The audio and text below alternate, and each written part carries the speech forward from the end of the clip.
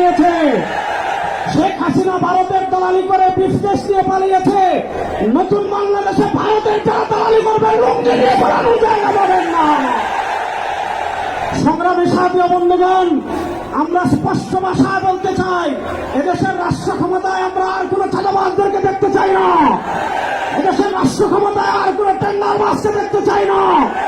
এদেশের রাষ্ট্র ক্ষমতায় আর কোন ভারতের দালালকে দেখতে চাই না। ইসলামকে রাষ্ট্র ক্ষমতায় নেওয়ার জন্য প্রস্তুত আছেন না? ইনশাআল্লাহ।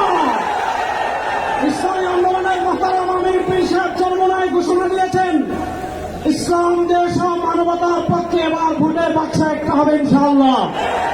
আমরা স্পষ্ট ভাষায় বলেছি, এদেশে আমরা আওয়ামী লীগকে দেখেছি, এদেশে আমরা বিএনপিকে দেখেছি, এদেশে আমরা জাতীয় পার্টিকে দেখেছি, তারা কেউ মানুষের ভাগ্যের পরিবর্তন করতে পারে নাই, মুক্তিযুদ্ধের প্রকৃত চেতনা বাস্তবায়ন করতে পারে নাই। এবার একটা চেতনা বাকি আছে, যে চেতনার নাম ইসলাম। ইসলামকে রাষ্ট্র ক্ষমতায় নিয়ে সব দুর্নীতি দুঃশাসনের অপসারণ করবে ইনশাআল্লাহ। সর্বশেষ একটা কথা বলে আমি আমার বক্তব্য শেষ করব।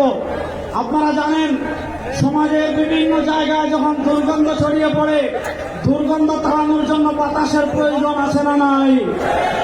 আমাদের রাজনীতিতে দুর্গন্ধ, আমাদের সংসদে দুর্গন্ধ, আমাদের বিচার ব্যবস্থায় দুর্গন্ধ, আমাদের অর্থনীতিতে দুর্গন্ধ। 52 বছর যারা রাষ্ট্র পরিচালনা করেছে, এদেশে সারা দুর্গন্ধই ছড়িয়েছে।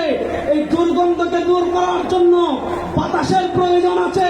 সেই পুরো বাংলাদেশে এবার বাতাস হবে হাত পাকা ইনশাআল্লাহ। হাত পাকার বাতাস ছড়িয়ে নেওয়ার জন্য প্রস্তুত আছেন না নাই? আরে ভাই, আমাদের কোন মার্কা আছে? ইসলামের পক্ষের কোন মার্কা আছে?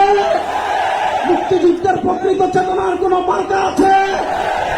ভারতীয় আধিপত্যবাদ মোকাবেলার কোন মার্কা আছে? কোন সে মার্কা? সবাই বলো, এবার যাবে সারা বাংলায়।